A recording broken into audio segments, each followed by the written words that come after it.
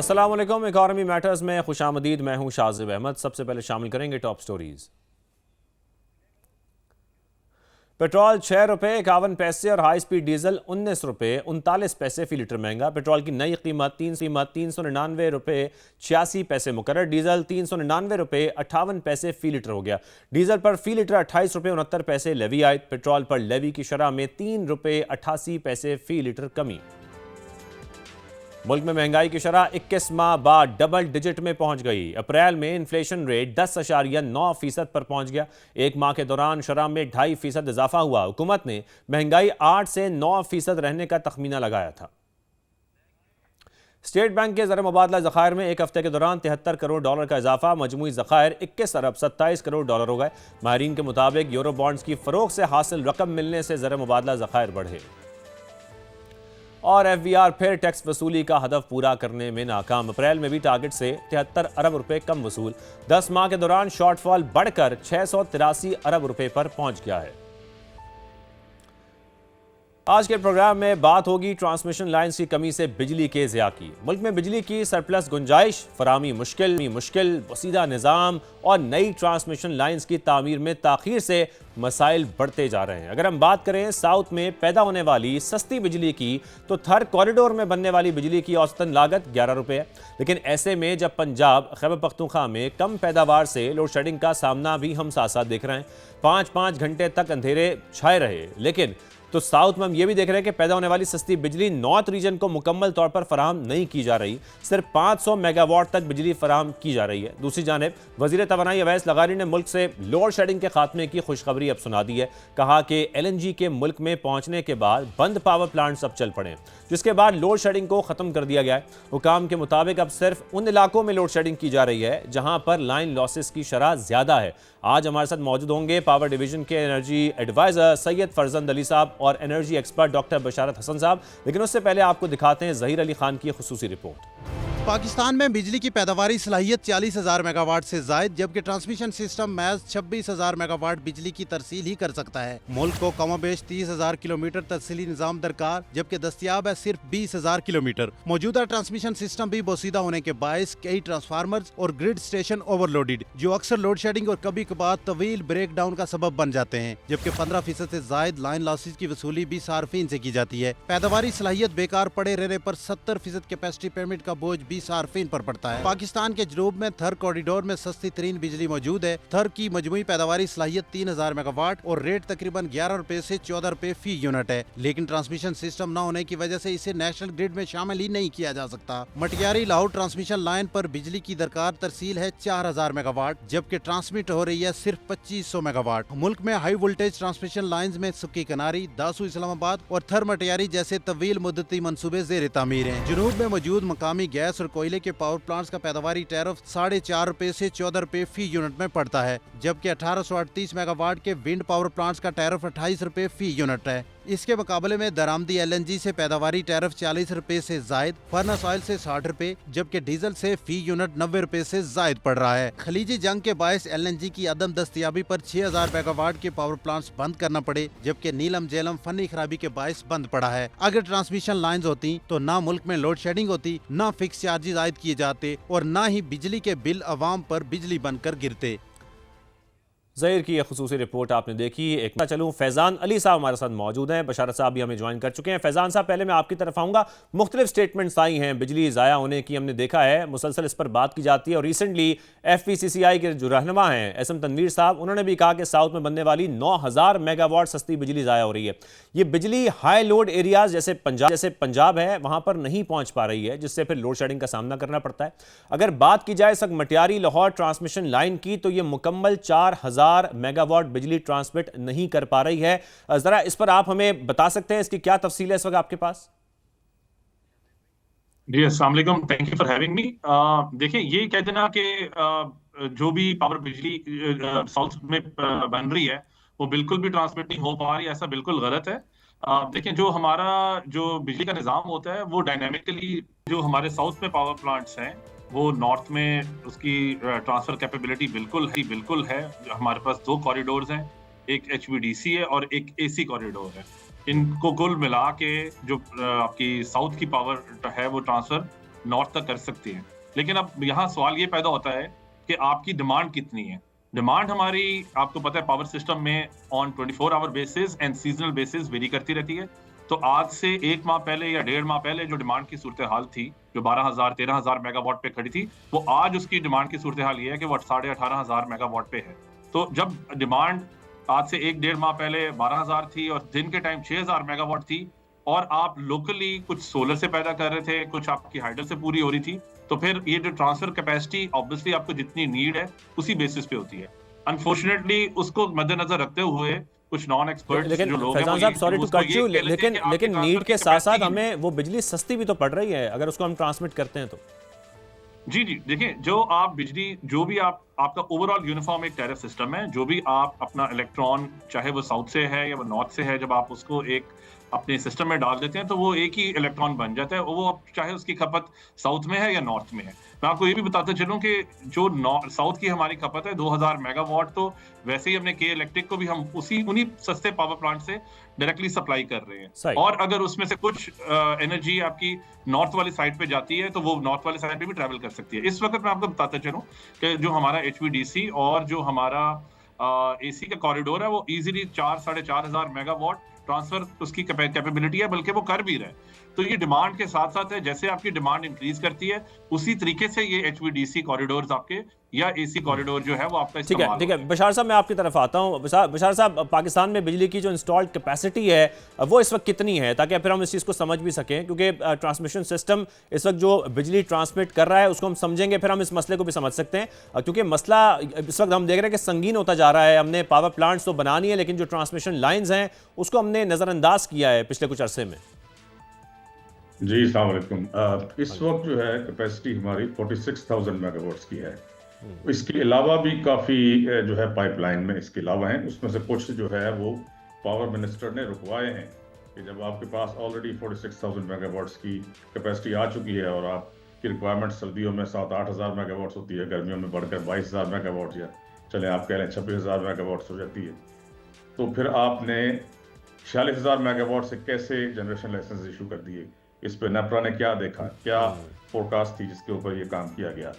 बाकी आपके जो इदारे हैं, जैसे प्लानिंग कमीशन है, उसका एक एनर्जी विंग है, तो मेंबर एनर्जी एक MP1 का ऑफिसर होता है, उसने क्या देखा, क्या फोरकास्ट किया, किस तरीके से इतने पावर प्लांट्स लगा दिए जबकि आपकी रिक्वायरमेंट मुल्क में इतनी कम थी। उस कम रिक्वायरमेंट और ज्यादा कैपेसिटी की वजह से आपको कैपेसिटी पेमेंट्स देनी पड़ रही, अरबों रुपए की कैपेसिटी पेमेंट्स देनी पड़ रही, जिसकी वजह से आपका टैरिफ इतना बढ़ गया है। आपका टैरिफ इस रीजन में 4 गुना जो है ज्यादा है बाकी मुल्कों से, इंडिया, बांग्लादेश, नेपाल, श्रीलंका, इनके मुकाबले में, जिसकी वजह से आपकी इंडस्ट्री नहीं चल सकती, आपकी इंडस्ट्री फेल हो रही है, आपके यहाँ लाखों लोग बेरोजगार हो रहे हैं, आपके अवाम इसको अफोर्ड नहीं कर सकते। कमर्शियल सेक्टर अलग जो है वो इफेक्ट हो रहा है। कमर्शियल, इंडस्ट्रियल, डोमेस्टिक, तीनों सेक्टर्स को बुरी तरह नुकसान पहुंचाया गया इतना हाई टैरिफ करके। उसके बाद जो ये पॉलिसी है जिसके ऊपर ये imported fossil fuel based power plants लगा दिए गए हैं, जिसमें इंपोर्टेड फर्नेस ऑयल है, इंपोर्टेड कोल है, इंपोर्टेड LNG है, इसकी वजह से आपका टैरिफ जो है वो आसमान पर पहुंच गया है। और फिर ये कि अब जब आपके पास फॉरेन एक्सचेंज का फुकदान होता है, आप जैसे जंग हो रही है, आपके पास ये इंपोर्टेड फ्यूल नहीं पहुंच रहा, LNG जो है कतर ने फोर्स मेजोर का अपना जो क्लॉज है उसको कॉन्ट्रैक्ट की, उसको एक्टिवेट करते हुए रोकी हुई है सप्लाई, अब आपने कहीं और से बंदोबस्त आपको करना पड़ा है। और दूसरा ये कि आपने पावर प्लांट लगा दिए इंपोर्टेड कोल के पंजाब में, जबकि वो कोल आता है कराची से। कराची से ट्रकों पे, अंदाजा करेंगे डीजल ट्रक्स पे इस कदर गलत पॉलिसी है, जिसने भी ये इसको अप्रूव किया, डीजल ट्रक्स पे इंपोर्टेड कोयला आता है पंजाब और वहां पर वो बिजली बनती है। तो अगर ये जो है पता नहीं किसकी जो है इसमें ये फरासत काम आई है, लेकिन ये है कि बहुत ही गलत प्लानिंग, बहुत ही गलत उसकी इम्प्लीमेंटेशन, जिसकी वजह से आज सूरत हाल इतनी गंभीर है कि मुल्क में जो है बिल्कुल। इस पर हमें कमेंट फैजान साहब से ले लेते हैं। फैजान साहब, जैसे कि बशार साहब बात करें, बड़ी इंपॉर्टेंट है कि कोयला पंजाब लाया जाता है, फिर बिजली पैदा की जाती है, ज़ाहिर है फिर तो वो महंगी पड़ेगी, एक बात तो ये हो गई। और सेकेंडली, जब हम ये देख रहे हैं कि पाकिस्तान में पावर प्रोजेक्ट्स तो तेज़ी से मुकम्मल हुए हैं, लेकिन ज़ाहिर है उस रफ्तार से ट्रांसमिशन लाइन्स हमारी मुकम्मल नहीं की जा सकी हैं, और इसी वजह से जो इंस्टॉल्ड कैपेसिटी है हम उसका मुकम्मल फ़ायदा नहीं उठा रहे हैं, और फिर नतीजतन क्या होता है कि आवाम को महंगी बिजली खरीदनी पड़ती है। फैजान साहब जी, पहले तो मैं क्लैरिफाई कर दूं बशार साहब की बात कि हमारी वैसे तो इंस्टॉल कैपेसिटी 43,000 के आसपास है, 43,000 मेगावाट के आसपास। बट ये सिर्फ नेम प्लेट कैपेसिटी है।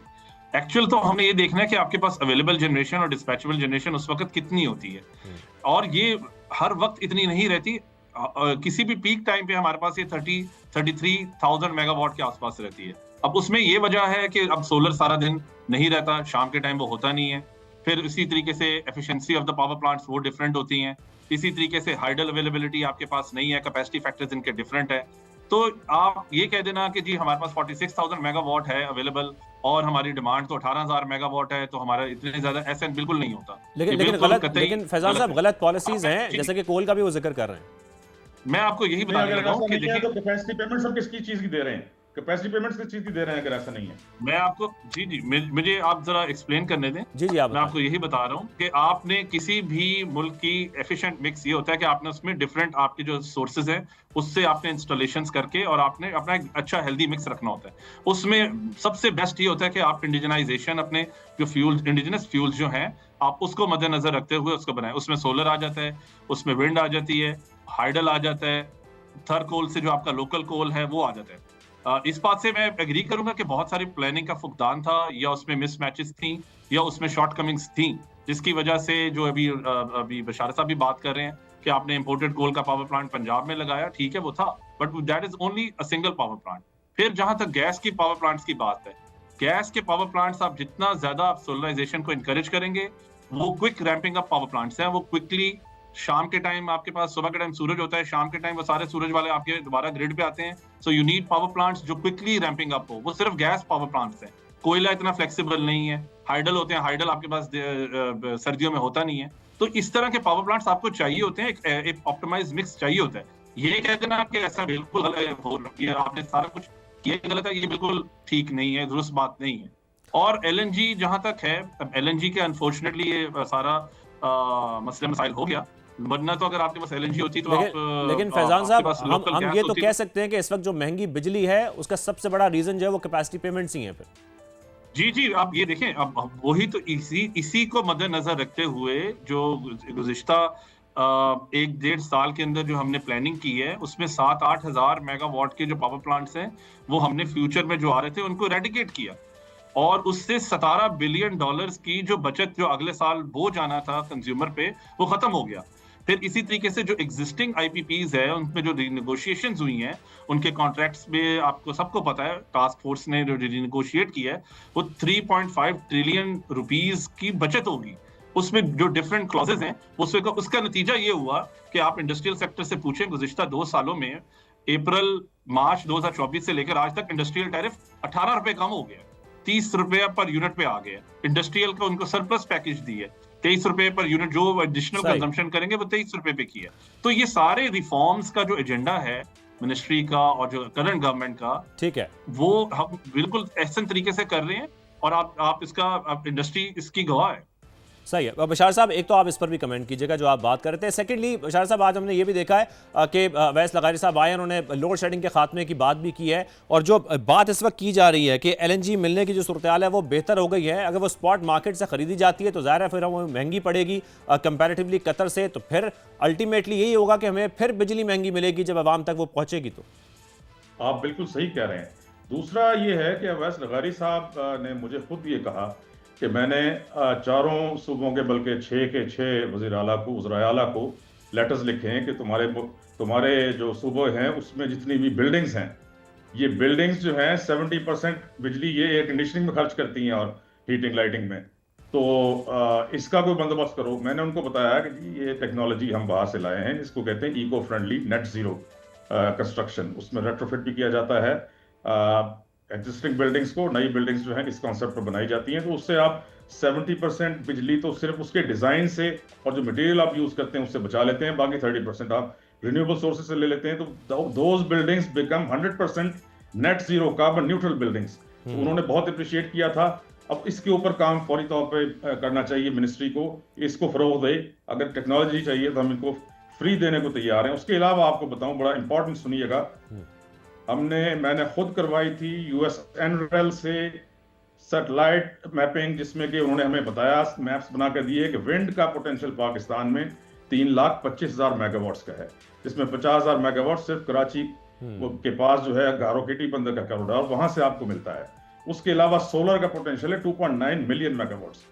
बगास बायोमास का पोटेंशियल है 5000 मेगावाट्स। हमने पॉलिसी बनाई शुगर सेक्टर के लिए, जिसमें कि तमाम शुगर मिल्स जो हैं वो इस पॉलिसी के तहत उन्होंने पावर प्लांट्स लगाए, हाई प्रेशर बॉयलर्स उन्होंने जो है उसके ऊपर, क्योंकि पहले वो जिस टेक्नोलॉजी से बनाते थे बगास से बिजली, वो बहुत ही कम बिजली उसमें बनती थी, बहुत ही प्रिमिटिव टेक्नोलॉजी थी, पुरानी टेक्नोलॉजी थी। उनको नई टेक्नोलॉजी इंपोर्ट करके दी, टेक्नोलॉजी ट्रांसफर किया, उनको लेके गए बाहर, उनको टेक्नोलॉजी भी दिखाई, उनके लिए फाइनेंसिंग भी अरेंज करके दी। तो वो पावर प्लांट्स लगे हुए हैं 5000 मेगावाट तो सिर्फ आपको शुगर इंडस्ट्री दे सकता है। 4 महीने का उनका सीजन होता है बगास का। उसको उसके बाद जो बायोमास है, जो कि क्रॉप वेस्ट है, जिसको आप जला देते हैं, वो वहां पे इस्तेमाल हो सकता है। पूरे साल आपको आपका शॉर्टफॉल है सिर्फ 4500 मेगावाट्स का है। 5000 मेगावाट्स आपको सिर्फ जो शुगर इंडस्ट्री से मिल सकता है, लेकिन इसको नहीं लिया जाता। उसके बाद वेस्ट टू एनर्जी का इतना बड़ा पोटेंशियल है पाकिस्तान में, solid waste to energy, liquid waste to energy. Waste energy से आपको ना सिर्फ ये है कि बिजली मिलती है, इससे आपको गैस मिलती है, इससे आपको खाद मिलती है, ऑर्गेनिक फर्टिलाइजर मिलती है। वेस्ट वाटर जो है, जैसे कराची ये इतना बड़ा शहर है, 550 million gallons per day of raw sewage is being disposed of into Arabian sea. बेड़ा गर्क वहां की जो है एक्वाटिक लाइफ का हो रहा है। वो सारा का सारा पानी रिसाइकल होकर वापस शहर को आ सकता है। शहरी पानी के लिए तरस रहे हैं बूंद बूंद को। इनके पास टेक्नोलॉजी नहीं है, टेक्नोलॉजी हम देने को तैयार हैं अगर आप लेने वाले हों। उसके अलावा बायोगैस, अब 4 लाख भैंसों का जो डंग है वो कराची में लांडी से वो समुद्र फेंक देते हैं। ये सारा का सारा जो ये गोल्ड माइन है, इस पे कार्बन क्रेडिट्स आपको मिलियंस ऑफ डॉलर्स मिलते हैं इन प्रोजेक्ट्स के ऊपर। मैं एक प्रोजेक्ट पे आजकल काम कर रहा हूँ, लखोडे लैंडफिल जो लाहौर का है, उससे मिलियंस ऑफ डॉलर्स इनको लेकर देंगे कार्बन क्रेडिट्स। इस तरह हर शहर में हो सकता है। उसके अलावा बायोफ्यूल्स है, हमने इनको बायोडीजल की टेक्नोलॉजी डेवलप करके ऑल्टरनेटिव एनर्जी डेवलपमेंट बोर्ड से पीएसओ को दी, तो क्यों नहीं डेवलप करते आगे। उसके बाद E20 यहाँ पे 20% एथेनॉल मिक्स पेट्रोल, इस्लामाबाद के 3 पेट्रोल पंप्स पे इनको चला। बशारत साहब जो बातें कर रहे हैं फैजान साहब, ये सारा पोटेंशियल अगर वाकई हमारी पॉलिसी मेकिंग का हिस्सा बन जाए तो वाकई हम इससे फायदा उठा सकते हैं। सेकेंडली फैजान साहब, इस पर भी जरूर कमेंट कीजिएगा। एक मसला हमारा गर्मियों में शिद्दत से सामने आता है और वो है हमारे सिस्टम ओवरलोडिंग होने से जो ट्रिपिंग का मसला है। अगर हम सिर्फ लाहौर की बात भी करें तो जैसे ही तलब बढ़ती है, हवा चलती है, बारिश होती, कुछ भी हो, बिजली हमारे यहाँ गायब हो जाती है। इस मसले के हल के लिए मिनिस्ट्री इस वक्त कोई इकदाम कर रही है? जी, बहुत सारे इकदाम इस पे चल रहे हैं। इसको कहते हैं ग्रिड मॉडर्नाइजेशन पे और डिजिटाइजेशन पे। एक स्पेसिफिकली अलग एक रिफॉर्म डिजिटाइजेशन, और आपने अखबारों में भी पढ़ा होगा। जो डिजिटाइजेशन का जो सबसे पहला जो एलिमेंट है वो है स्मार्ट मीटर्स का। क्योंकि आपको जो इंफॉर्मेशन आती है किस जगह पे ट्रिपिंग हुई है या किस वजह के बेसिस पे ट्रिपिंग हुई है, वो जब तक आपकी जो इंफ्रास्ट्रक्चर है वो डिजिटाइज नहीं होता और रियल टाइम बेसिस पे आपको इंफॉर्मेशन आपके सिस्टम की नहीं दे रहा होता, तब तक आप उसको एक्शन नहीं ले सकते। You cannot control what you cannot measure, so you need to measure at first and then you can always control it. तो हमने स्मार्ट मीटर्स का एक रिफॉर्म्स का एक एजेंडा लॉन्च किया है, जिसमें अब जितने भी मीटर्स न्यू कनेक्शंस होंगे और जितने भी डिफेक्टिव मीटर्स होंगे और उसके अलावा भी जो मीटर्स होंगे वो सारे सिंगल फेज मीटर्स पे कन्वर्जन हो जाएगी। और वो फिर रियल टाइम बेसिस पे आपके not only metering data but also the healthiness of your जो सिस्टम है उस पे। इसी तरीके से जो ट्रांसफार्मर है उसके ऊपर भी smart metering transformer monitoring system लगता है, वो उसकी भी स्पेसिफिकेशंस अप्रूव हो चुकी हुई हैं। और अब वो जितने भी नए ट्रांसफार्मर्स लगेंगे आप देखिएगा उनके साथ एक बिल्ट इन मॉनिटरिंग सिस्टम लगेगा जो रियल टाइम बेसिस पे एक्चुअली डेटा बता रहा होगा और उसका रिमोटली कंट्रोल भी, अगर कोई सिस्टम ओवरलोड होगा वो रिमोटली एक अलार्म जनरेट कर देगा और आप उसको कंट्रोल कर सकेंगे। तो ये कुछ इनिशिएटिव्स हैं। इसके अलावा ग्रिड बेसिस पे भी स्केडा सिस्टम्स और मॉनिटरिंग सिस्टम्स इंप्लीमेंटेशन हो रही है। जहां तक बशारत साहब की मैं क्विकली अगर कमेंट कर दूं, बशारत साहब ने जितनी भी बात की वो जनरेशन की बात की है। जनरेशन का अनफॉर्चुनेटली ये है कि हमारी वैसी डिमांड कम हो रही है क्योंकि लोग अपने तहीं आप जनरेट कर रहे हैं और गवर्नमेंट भी इसको एनकरेज कर रही है। लेकिन महंगी जनरेशन। जी सर, वही मैं कह रहा हूं। नहीं, सोलर को आप देखें, अब जितनी भी आगे जो नेक्स्ट 10 इयर्स का प्लान है उसमें कोई इंपोर्टेड फ्यूल पे कोई पावर प्लांट नहीं है, सारे इंडिजिनस रिसोर्सेज पे हैं। थर कोल पे है, वाटर पे है, सोलर पे है, विंड पे पावर प्लांट्स है। नेक्स्ट 10 इयर्स का कोई प्लांट ऐसा नहीं है जो कि इंपोर्टेड फॉसिल फ्यूल बेस्ड है। सही है, बहुत शुक्रिया। हमारे साथ फैजान अली साहब मौजूद। आपने भी हमें शो में वक्त दिया, आपके कीमती वक्त का बहुत शुक्रिया। हमें इजाजत दीजिए, अल्लाह हाफिज़।